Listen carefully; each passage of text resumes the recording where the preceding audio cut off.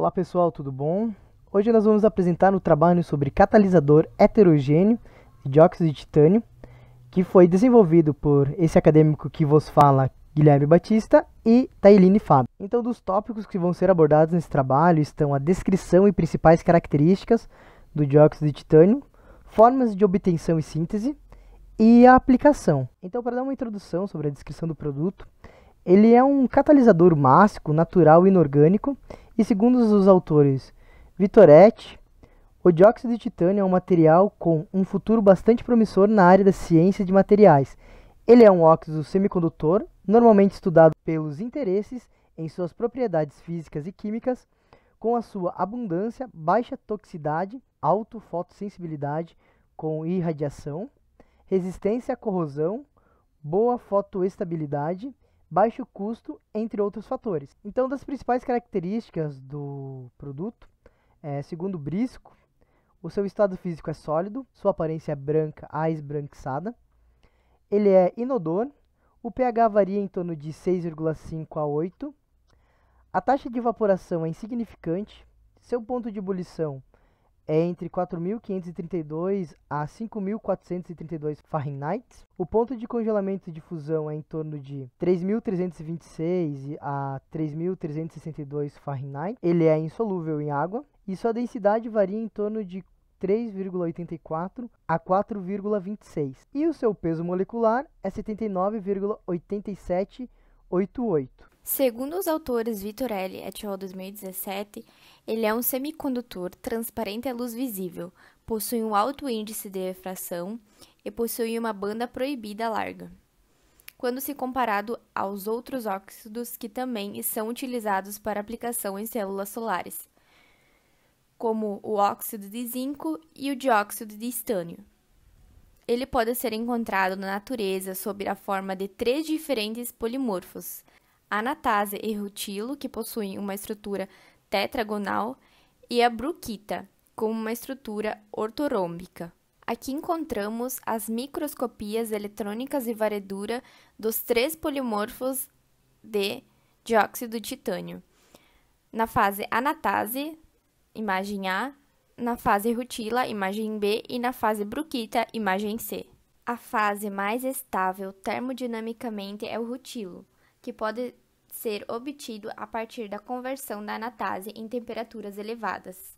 Quando o dióxido de titânio está na fase anatase, fala-se que o material se encontra em uma fase intermediária, ou seja, ela é uma transição de uma fase anterior, que é a fase bruquita, e que também pode ser transformada em outra. Já o polimorfo bruquita é o menos estudado dentre os 3, por ser a fase mais difícil de ser sintetizada, apresentando pouca aplicabilidade, alto custo de produção e baixo valor comercial até o momento. Então, dos valores que a gente encontrou, o dióxido de titânio anatase, 1 kg dele varia em torno de R$ 49,90. Segundo a SP Química, o dióxido de titânio de rutilo, que possui uma maior resistência e durabilidade comparado ao anterior, ele varia em torno de R$ 64,68. E agora, comentando um pouco mais sobre as formas de obtenção e síntese desse produto, segundo Vittoretti, o dióxido de titânio ele pode ser obtido de diferentes rotas sintéticas, que podem formar materiais particulados,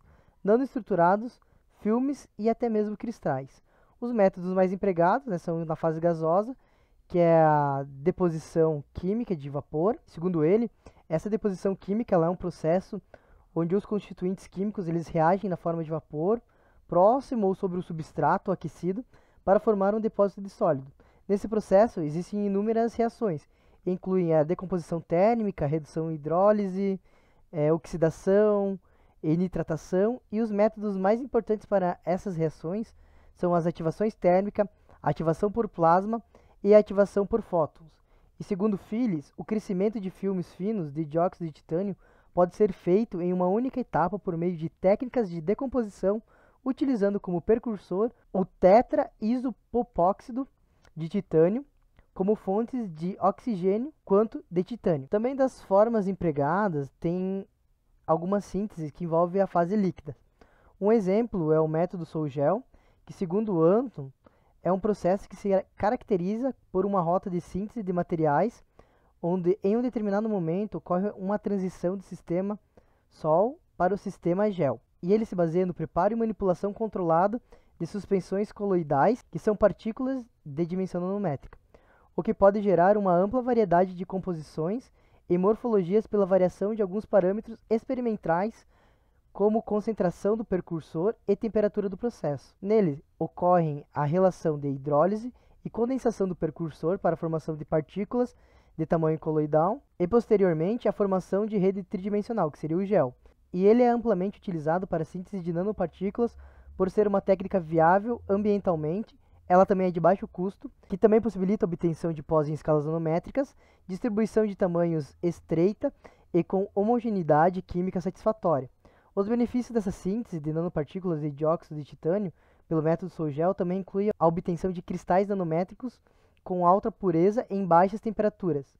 Também ela possibilita o controle estequiométrico do processo e a produção de materiais homogêneos. Além disso, a gente tem a síntese por precipitação homogênea, e ela pode ser caracterizada como sendo uma reação química que pode ocorrer quando a substância insolúvel é formada dentro de uma solução. Quando a concentração do soluto do solvente excede o limite de solubilidade, o soluto começa a se cristalizar.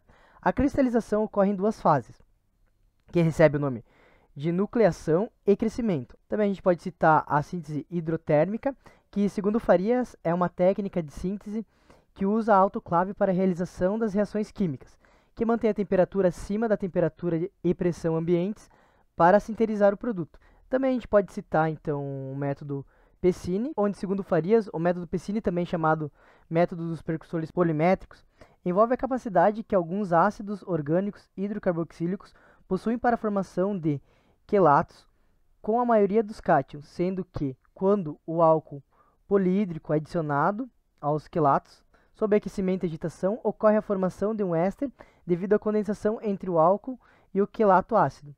O produto formado apresenta uma grande homogeneidade. Em relação às aplicações, segundo a empresa Interchroma 2020, existem dióxidos de titânio específicos para diversos setores e aplicações, como alimentício, cerâmicas, cosméticos, masterbaits, que é composto plástico, papéis, plásticos, produtos de higiene, têxtil, tintas, titânios multiuso que podem atender esses e outros setores. Para entendermos melhor a aplicação de dióxido de titânio como um catalisador, utilizamos o artigo de composição de ácido perfluoroctanoico fotocatalisado por dióxido de titânio, modificação química da superfície do catalisador induzida por íons de fluoreto.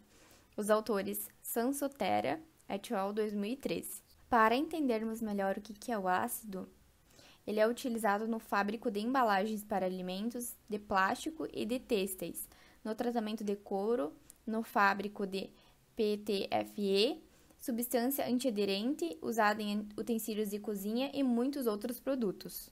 No artigo utilizado, a fotomineração do ácido por um dióxido de titânio, foi utilizado um dióxido comercial, P25, da Evonik. Foi testada em diferentes condições e monitorada por análise de carbono orgânico total e cromatografia iônica. O fotocatalisador foi analisado em diferentes tempos de reação, tanto por espectroscopia de fotoelétrons de raio-x, quanto por difração de pó de raios-x, para avaliar as variações durante o tratamento. Em relação ao método utilizado no artigo, o aparelho para fotocatálise foi um reator de vidro agitado de 1 litro, equipado com uma lâmpada ultravioleta de mercúrio de baixa pressão. A reação de degradação do ácido foi avaliada comparando os efeitos da fotólise e fotocatálise, empregando diferentes concentrações de surfactante.